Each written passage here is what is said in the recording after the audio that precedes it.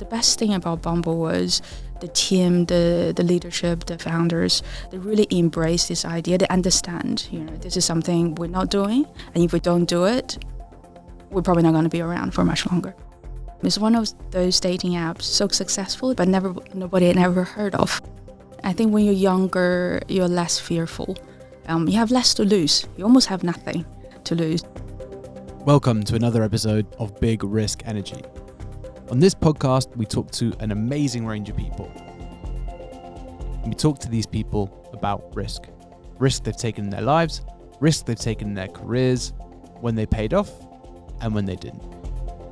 And on this show, I am blessed to be joined by the one and only Candice Ren. Candice, thank you so much for coming on the show. Thank you for having me, Roei.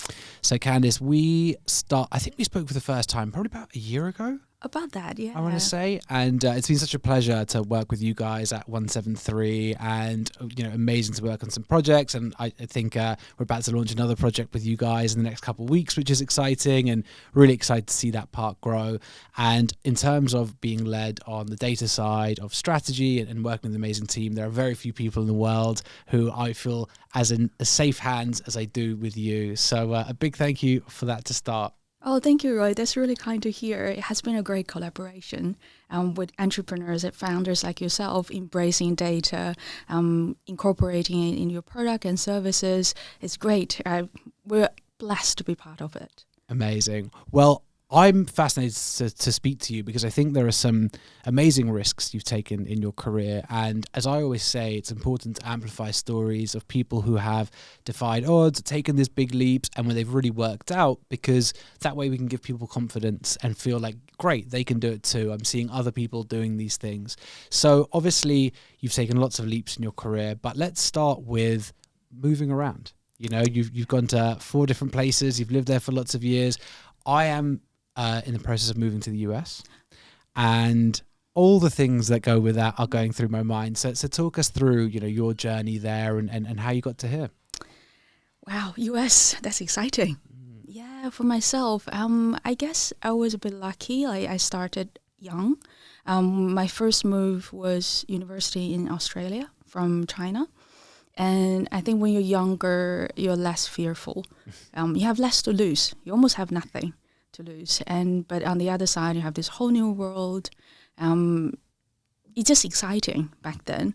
And that was the first time. And then second time was study again. And it's a little bit of wanting to know more about Europe. Mm-hmm. I feel like I moved from isolation to another isolation. I'm not saying China is isolated, but mentally, it's very different. Yes. It's very singular in a way. And then moving to Australia is again, it's very isolated geographically. The culture is quite singular. It's an amazing place to be. But then your brain gets bored. That's for me the case. And I've always fascinated with the history of Europe and then moving here. So I don't know if I can take credit for taking risk. I think that's probably not something went through my mind at the time. It's more excitement than, it's something I'm going to lose the life here. But then again, it's also comfort, right? If you have something to lose, that means you've achieved a lot where you are. And also to think, if things don't work out, like back then going to Europe, I think I was a bit more fearful than leaving China because I was older. I had a good career going on in Sydney. And then leaving that, it's a bit, it was a bit more scary than leaving China. But then knowing that I had something really good going on in Australia, I can always come back to that. So it's almost like a, safety net. Yeah, absolutely. So you went into a career in Australia and then left to go back into education. Was that a career switch or what led to that? It's a little bit of, the job I was doing at the time. I worked for a financial regulator. Really exciting work, but you learn in plateaus after a few years. So going back to do my master's was a little bit more. The brain needed some work, some actual challenges.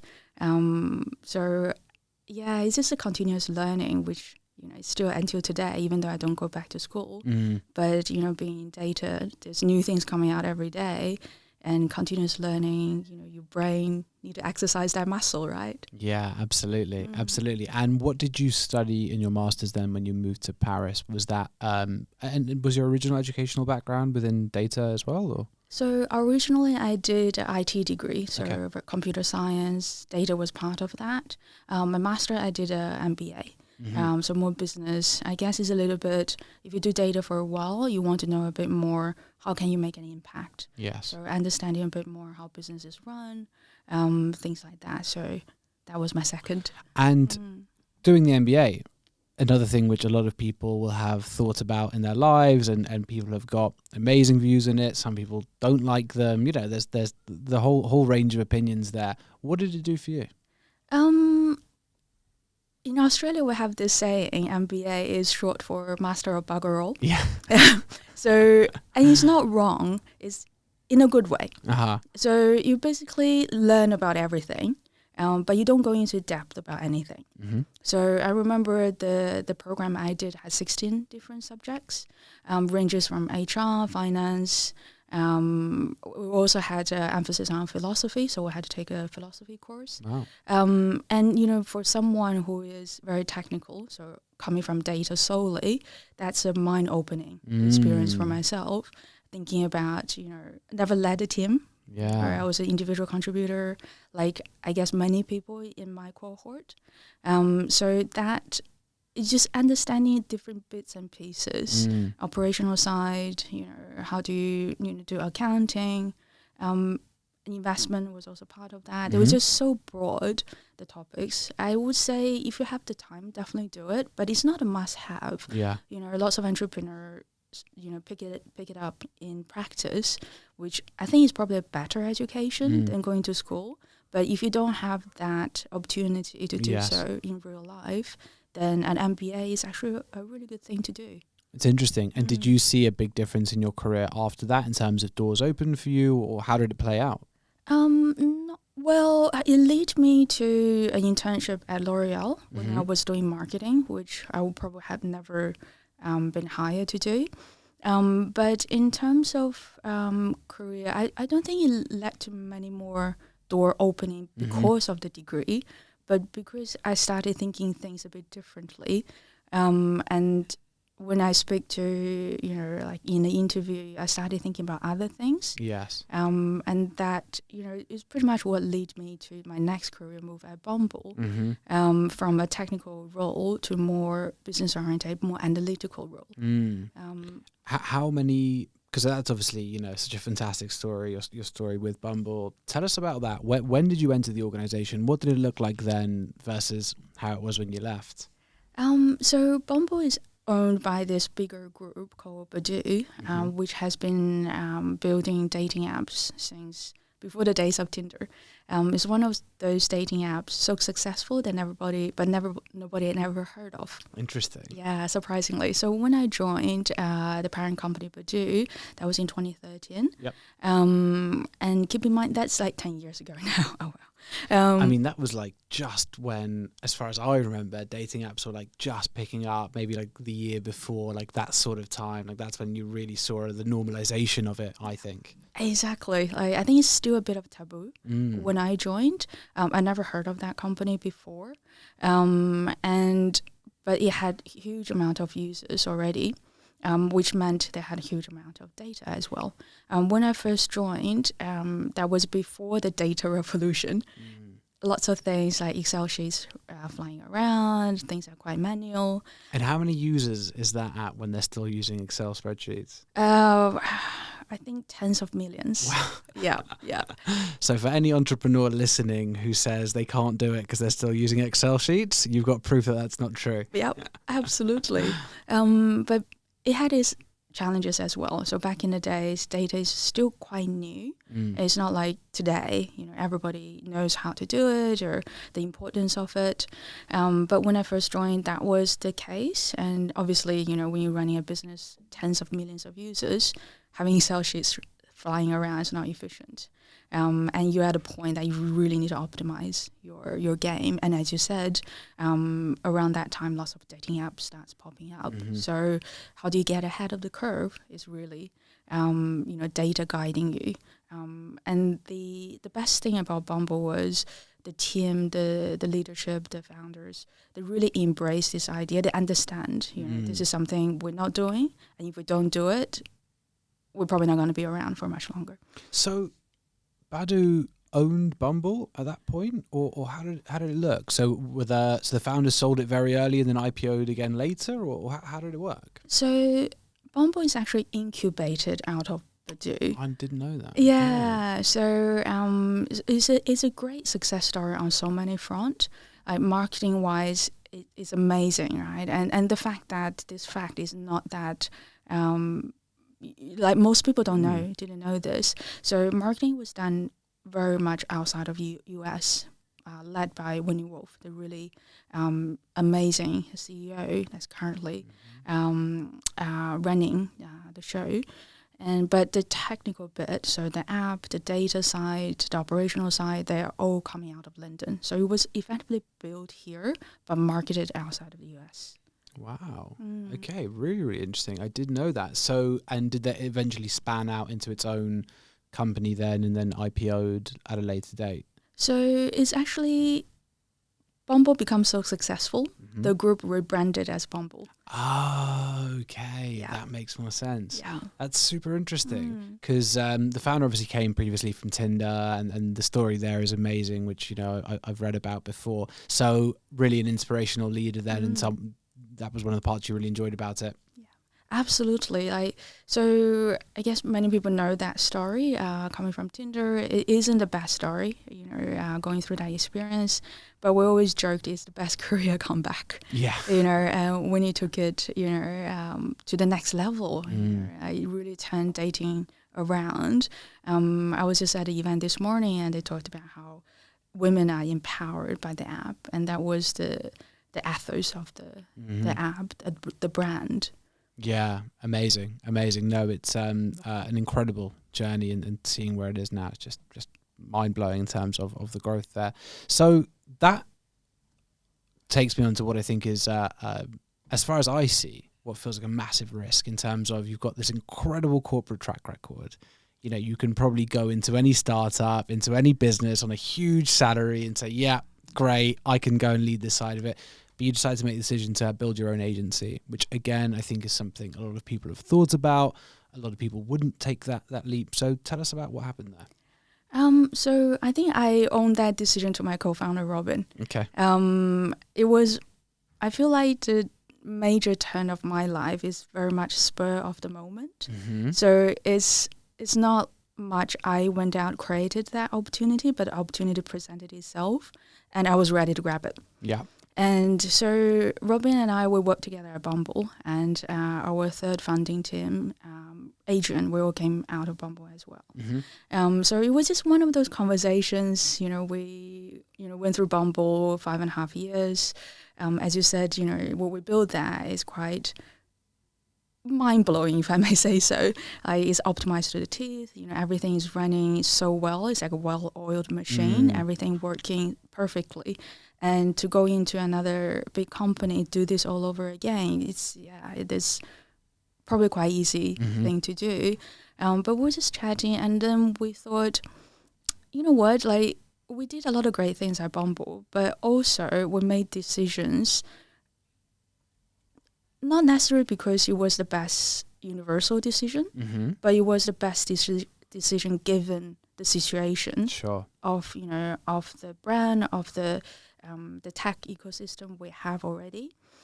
So we were constrained, right? Always a lot of pragmatism within a startup, right? Exactly. So you got to do what makes sense for you, the situation you're in, and so it's very interesting to wanting to see more different scenarios. So, and we were just chatting, and we was like, let's do our own thing, do this for more companies. And we see how difficult it is to get started, especially earlier stages. Data is expensive. So many data tools out there. What do you pick? And once you picked it, how do you generate value out of it? There's so many questions. And it's difficult to answer if you haven't done it before. And then it's expensive to have that learning. If you're a founder in your first gig and you have a team of 5, small investment from VC backed, it's not easy. So and Roman was like, well, let's do something together for more companies, and we can learn more along the way. We can help more people. And I thought about it. I was like, yeah, let's do it. I don't think I even thought about it. It was just a conversation. I was like, yeah, sure. See, I would have got the feeling that for you to make a big decision like that, we get all the data together, it's going to be a very data-led decision, but it's great to hear that sometimes you've got to trust gut as well, right? Oh, for sure. I'm actually quite impulsive as a person. Data is something that comes after. Yeah, you're going to have to take the leap and then use data to guide you whether it's a good decision or not. That's very interesting. That's very interesting, because I think that the reality for many very early stage startups is, as soon as you can start making decisions led by data, of course you should, but there's that big gap between having anything which is significant enough to really form or lead a decision and, just the total need to trust the gut. Absolutely. Like, data can tell you what's happening or what happened before. But all these revolutionary ideas, if you want to challenge the status quo, you wouldn't have that data. Otherwise, this idea wouldn't come about. It wouldn't be original, right? So we need dreamers. And then data can make that dream become true more efficiently and quickly. At what point do you think a startup should be looking to leverage its data into decision making? So you should pay attention to data from day one. That's the thing. But how you go about it is different. So early stages, you think about what you're trying to achieve, thinking about what are the KPIs that you need to hit. That could be anything. It could be how many people register for an app, or how many people are using the app. So something that gave you good feedback that you have a product market fit. But at the beginning, you don't need everything 100% accurate, right? It's a signal you're looking for. Let's say you have 3 different product ideas. You want to gather some signals to know, okay, number 1 is what the market wants, and is what the market needs now. We're seeing a lot of products that's fantastic ideas, but they don't, come about. They're not successful at the end of the day. Not because, the ideas are bad. It could be a lot of reasons, but the best way to get the feedback is from data. Yeah, absolutely. And I think one of the lessons that I learned with my first business, and I wish I'd learned before, is, if you do find that out of nowhere you do start getting product market fit, that it's a shame if you only start collecting data then, because ultimately if you are in that place where you're starting to see the flywheel turn or whatever it might be, being able to have a scalable model that you can rely on, a data-led one, is so important, because trying to achieve that hyperscale, trying to get that growth when you haven't been collecting the data from day one is very difficult. Yeah, absolutely. Like, when you get to that stage, is more features and optimization as well. And we see this at Bumble as well. At any one point in time, you will have more ideas than you can possibly afford to put to the market. And so how do you go about it? You don't, as you said, this gut feeling, it's going to be a winner. Everybody thinks their idea is a winner. And then you have like probably 10 minimum going around. And you just have to have a really strict and quick way to get to the answer. Yes. So MVP, build a small product, roll it out, see the reaction. If it's good, okay, we'll continuously build on it. If it's not, let's kill it.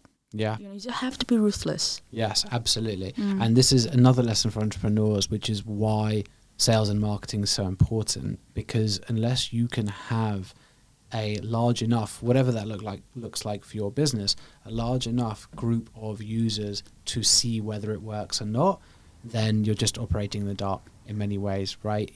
Finding product market fit is potentially a quick, but in most cases a multi-year battle between product and the market, where they're hammering away at each other and understanding what might work. But without sales and marketing, without the ability to acquire those customers, whether they're free users, paid users, whatever it is, you're not going to be able to have enough attempts to figure out what does work and what doesn't. Absolutely. You nailed it on the head. Yeah. Thank you. It's not my. I'll be honest. I've said it before. It wasn't just off the top of my head. But no, I think it's a really, really interesting one. So, going back to when you guys launched 173, how did you approach getting your first customers for the agency? I was quite lucky. It was through my personal network. So I think the Bumble story was really helpful. And lots of people wanted to know how Bumble becomes so successful. Data is just one element, but it was an important element. So we literally just went out, talked to people, get the words out there, asked everyone in my network, I'm doing this, send me business. And that's how we got started. We were quite lucky. We had 2 really big clients starting, signing with us. And yeah. Amazing. I think it's a great show that, no matter what you've done, you can't be afraid to go out and ask your network for help. Yeah. Unfortunately, there's a lot of ego out there, and there's a lot of people who don't want to be seen at the start of a journey. Everyone's happy once they've acquired all the customers, but at the start, but you can't be afraid to go out to your network and say, look, I'm doing this. I need some help. Who wants to support? Because people want the support for the most part. For sure. I wish I did more at the beginning. I think it's natural. I felt that as well. I always thought to myself, okay, I'm going to wait for a little bit to make sure something's perfect. Yeah. Before I can, because I don't want to look foolish or I don't want to let people down. But the thing is, don't question yourself. You already know quite a lot, more than you think you do. And there are people who want, as you said, they want help. They appreciate, outside advice. So don't be afraid. Even though someone tell you no, you learn something. Yes, absolutely. So some of the biggest learning experiences of my life is when I've had crushing no's. It's good though. I remember my first ever investment meeting for my first ever business, and pretty much got laughed out the room. Pretty much. It was a particularly harsh investor, and I never think you should laugh a founder out of a room, but it certainly made me reconsider everything, and not in a throwing the toys out the pram way, but just really having a deep dive into what we were doing. Okay, why doesn't this stand up in the way it should? And yeah, there's a lot to be learned from the no's. Absolutely. Yeah. Very humbling. Yeah, exactly that. So one of the most fascinating parts of how data has changed our society, but also the perception of data within society, are things like the social dilemma, the Netflix documentary, all these parts of data, which I think are very valid, but a lot of people probably misunderstand a lot of the controversy. How do you see the way society's relationship with data has changed? Where do you see that going? What are the concerns? What are the things that people actually shouldn't be worried about? That's a really good question. What we see is the landscape certainly changing. There's all these laws coming out, GDPR, I can't remember the California one, CCPA. Sounds in right. the US, yeah. And consumers getting more and more privacy conscious, right? But at the same time, paradoxically enough, they also want brand to know them enough to offer personalized experience, right? So if the brand don't have data on you, how do you expect them to tailor it for you? So there's a fine balance there. So people want the convenience of buying things that's ready, they're presented things they need. And at the same time, they don't want their data to be ended up somewhere they're not aware, or having the feeling they're being listened to. Or I heard this stats, don't quote me, this morning. Yeah. Apparently, every time you say hello to Alexa, you sign up to 258 agreement with a party. Wow. That's a very efficient hello. Exactly. I just heard it this morning, so I don't know how true it is. I need to verify it. Wow. But that said something about the need for transparency in data. Company, if you ask me, should company collect data? I think absolutely. for the purpose of providing consumers with a service, right? And that involves treating the data in a way that helps you get to these answers without intruding on people's privacy. If you think about it, like if you want to sell me, like I have a sparkling water in front of me and, you know, that's what I like to drink, you don't need to know me, myself, Candice Ren, of this address, of this ID number, like sparkling water. You just need to know people like me and, you know, a cohort of these people like sparkling water. And when you get that, it's aggregated data, it's anonymized, and that's what companies need to know. And so lots of the things people worry about, it actually doesn't even, it's not part of the equation. So that's really interesting, because that's always, you know, something that I think about, which is there a, you know, micro segment of data just on me? As in, yes, there is my cohort, but actually, and I think most companies use data responsibly, but with the amount of data leaks out there and you know, you're really relying on the company you're engaged with to have strong data security. The worry is, well, can someone else build up a very accurate picture of who I am specifically and use that in whatever way? So to that point, in terms of data security and data governance, I think you're right. You know, most companies are responsible in the sense they had good intention, they have good intentions. But when it comes to implementation, you know, there's always things to improve. And in terms of knowing a customer, lots of things companies think about this third-party data, right? They want to paint a whole picture, you know, where I've been this morning, you know, it's useful to know. But the thing is, there's so much information within your first-party data, just within your own brand, within your own products and services that people are collecting, that people are not using just yet.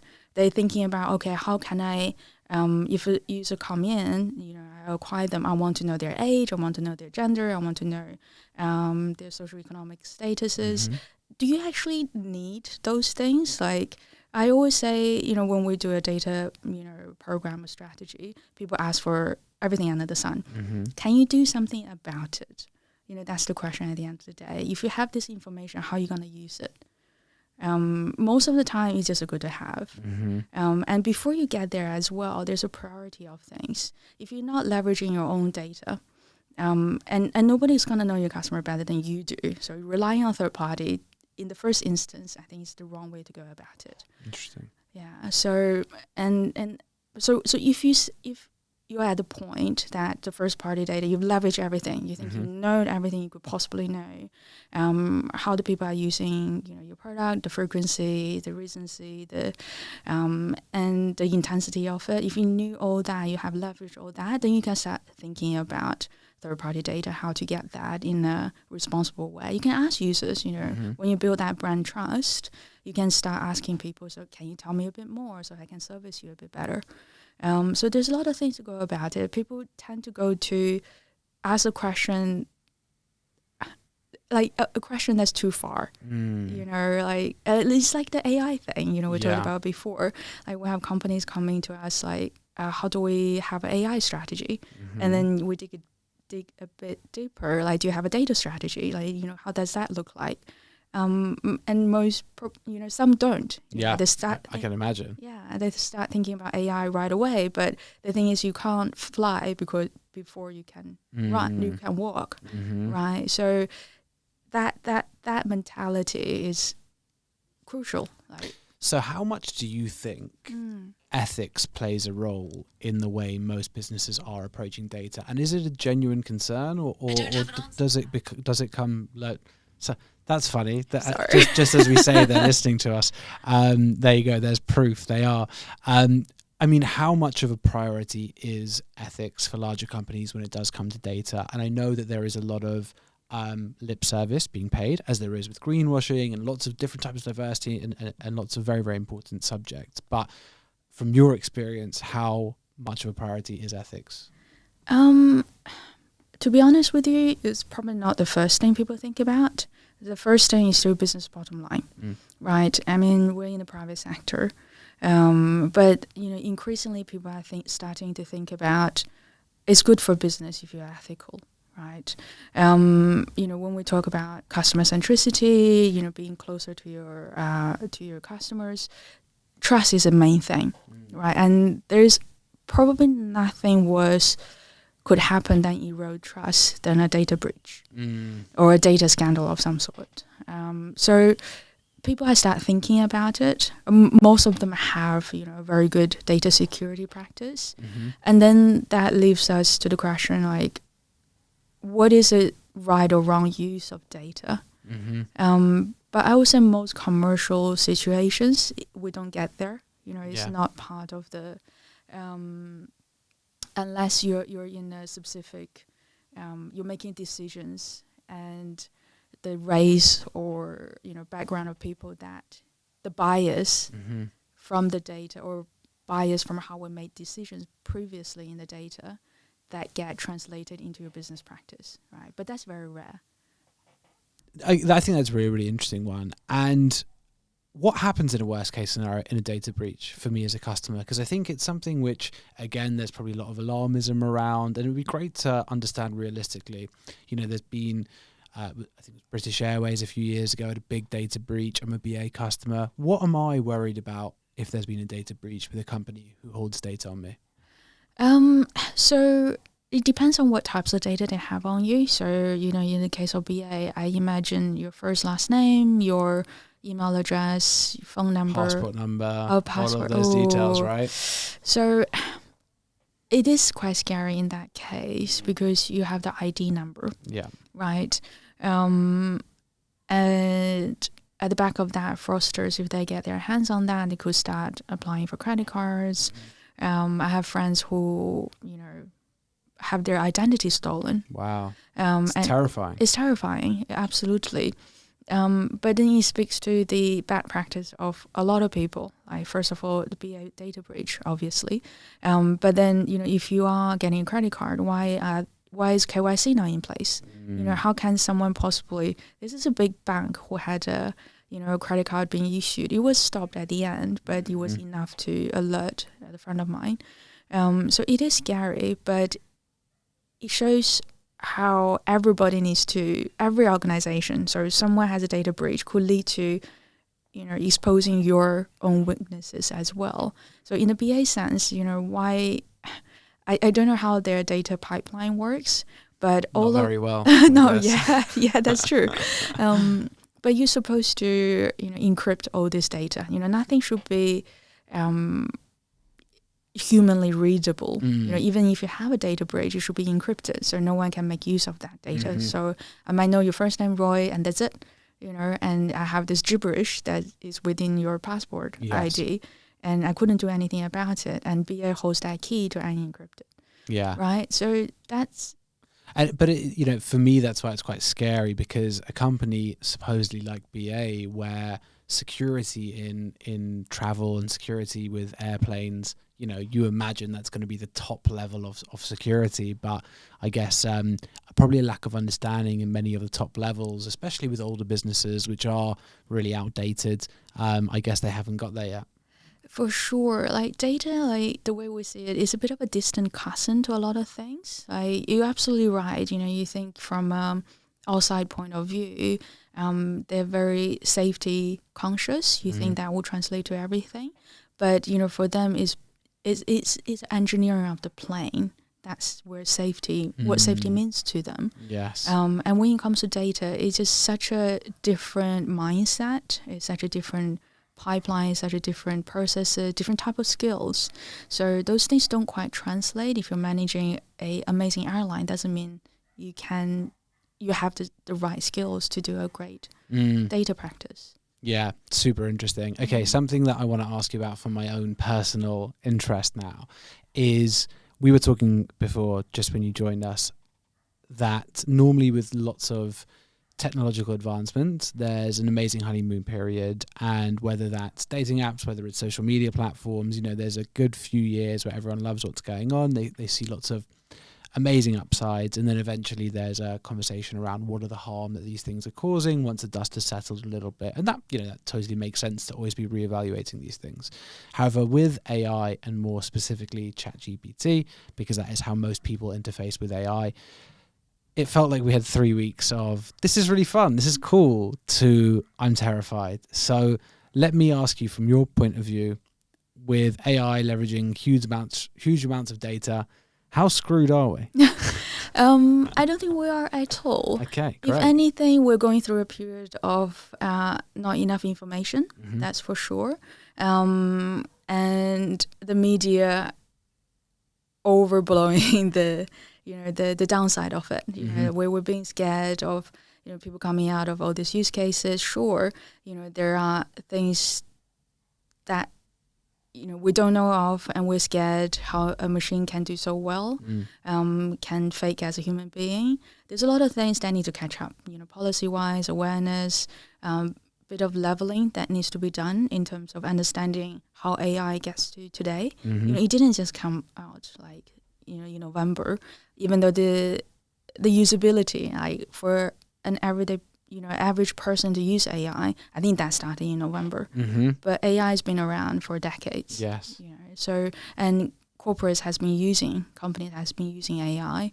Either that's a prediction model or machine learning or anything that has been part of our lives for a long time. It is a good thing what is happening now, even though I think it's like the stock market, right? It never reacts, it overreacts. So we are in the phase of overreacting right now about AI. I'm not saying it's not justified. This awareness is great. The problem, one of the problems I see with AI is it didn't include all the voices, in its research implementation. I was at an event this morning, and we talked about before. It's the data is being used to train. First of all, is one side of the world, right? It doesn't include like China, Russia doesn't get, part of the mix. African data is not there. So it's trained on one point of view of the world. That's interesting. Yeah, and lots of people talked about. I think one of the gentlemen mentioned he asked ChatGPT for top 10 book recommendations, and he came back with recommendation of 10 white male books, right? So I mean, the thing is, did AI cause this problem? It didn't. It simply brought to our attention the bias that already exists in the world. That's very interesting. It's just mirroring it. Yeah, it's showing you what's been there already, and we don't like it because no one threw it in our face that bluntly, that easily. So, and I would say that's a good thing. So now we know, there is something that the bias that, everybody is biased in some ways. You and me both, doesn't matter our background, and especially because our background, we are biased, right? We're not aware of that. And data is like AI or data, especially is what's going to highlight that. And the potential solution to all this scariness of AI is to get more people involved, have more data input from all these people, and then we can have a better AI at the end of the day, right? When we say AI, it's not like one model, Well, this is it. Yeah. This is it. And it's so many amazing points there in what you've just made, by the way. It's so much interesting stuff in that. I think one of the things that I've noticed over the last 2-3 years is from a classification and categorization perspective, we've taken steps backwards, because 2-3 years ago it was like no, we're talking about computer vision, we're talking about image recognition, we're talking about machine learning. Now it's like everything's just AI, right? And I think that's very problematic, because it's definitely not a one size fits all solution across all these different types of technologies and use cases. And I think that's something everyone's got to really pay attention to if we're going to understand, if we're going to regulate, legislate. You've got to look at these things in a very precise way.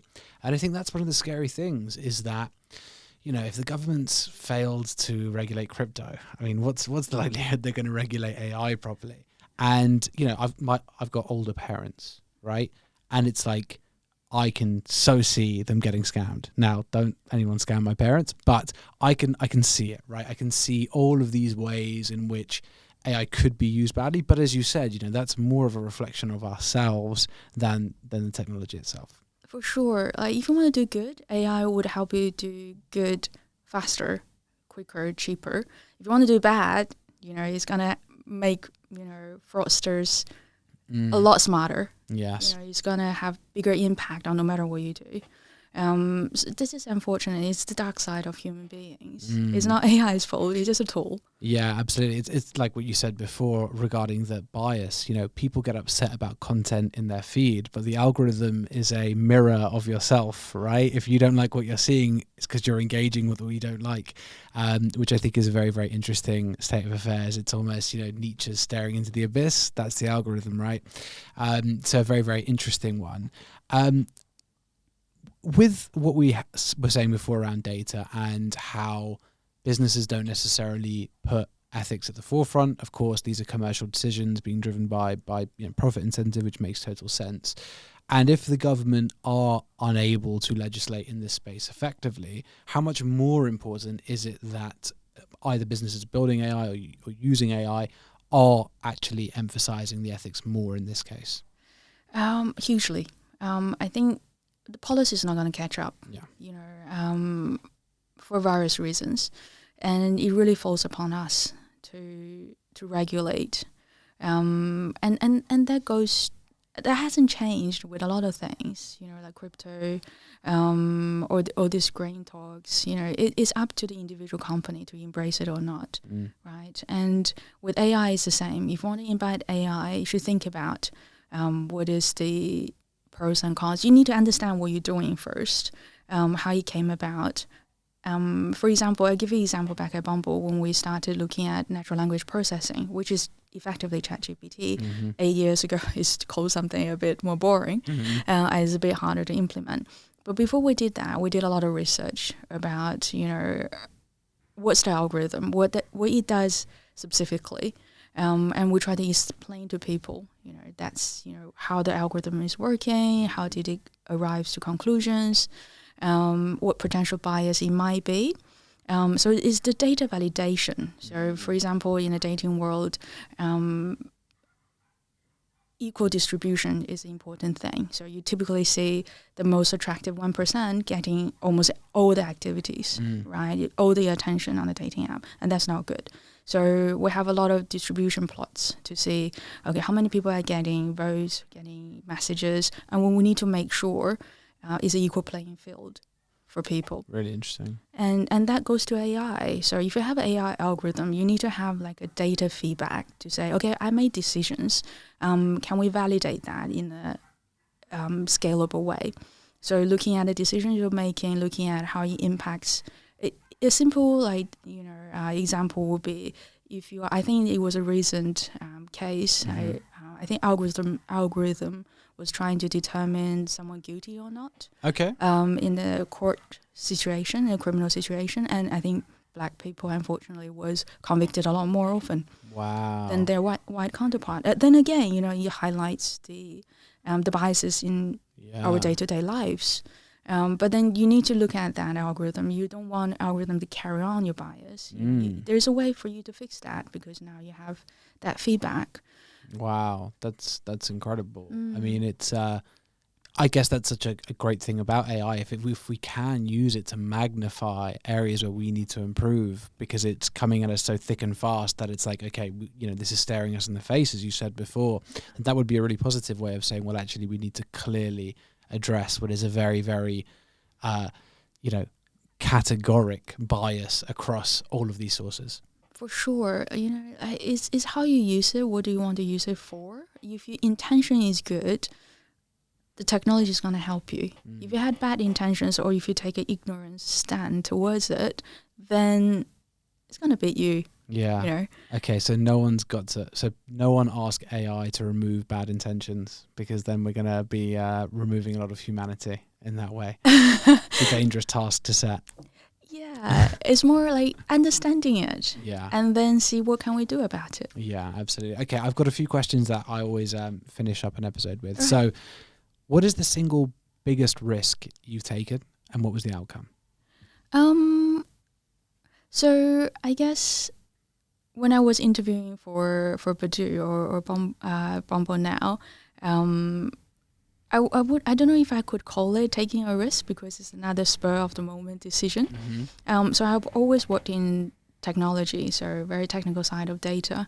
I remember speaking to the hiring manager at the time. We had such an amazing chat, and it was quite clear it wasn't technical, like that was I was passionate about. It was more the data use cases. And she asked me, she's like, would you rather be a analyst and developer? I was like, yeah, absolutely. And that moment I was like, oh, damn, I didn't get this job. And I was living in Paris at the time, so I went back and I was like, okay, well, let's continue somewhere else. And then 2 weeks later, she called me and she actually asked for a role to be created as a senior analyst. And that is probably the biggest career pivot for myself. Again, I don't know if you would consider that taking a risk. I mean, it's just shows being impulsive, in that moment. I guess your life changed, right? Definitely. I guess just follow what you think is right or who you are, no matter the consequences. Amazing. It's great advice. What are you proudest of? I think it's the people around me. The co-founder I have and the team we build, and also the people I met along the way. You have no idea how supportive people are. How most people have no agenda whatsoever. They just want to help you. They want to give back. So I'm really proud of the team I have, the people that I have surrounding me. And the team we built. It's just, we wanted to have fun when we started 173. We wanted to bring value to people, to companies, to founders. And it's just having that really positive, we learn from each other, that culture and that, small little family we have. That's nice. Yeah. Amazing. Okay, great. Is there anything you wish you did differently?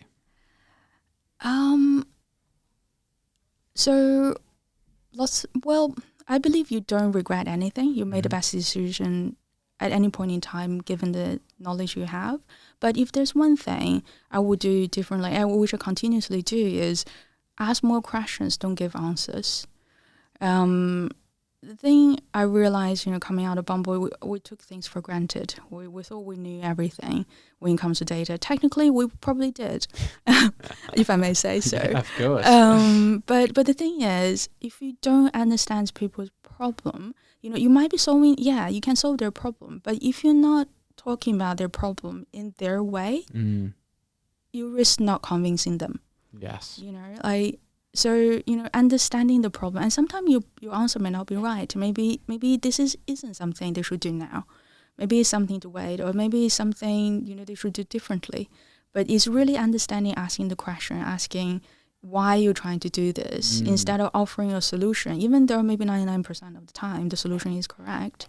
It's about asking, knowing more before coming to that conclusion that you are correct. Yeah, I love that. Ask more questions, give less answers. It's great. Yeah. It's great. And you're right, because there is so much of life when you are an expert in the subject that you can assume, right? It's so easy to make assumptions, and you'll probably get it right 99% of the time, but it's those edge cases where we learn. Totally. It's not like don't give answers, but don't jump to your answers, because you got to question yourself as well. Absolutely. Okay. Second to last question. All right. What does it take to be successful? I'll tell you when I get there. That was a very humble answer. I am fortunate enough to work with a lot of successful people like yourself, like successful entrepreneurs.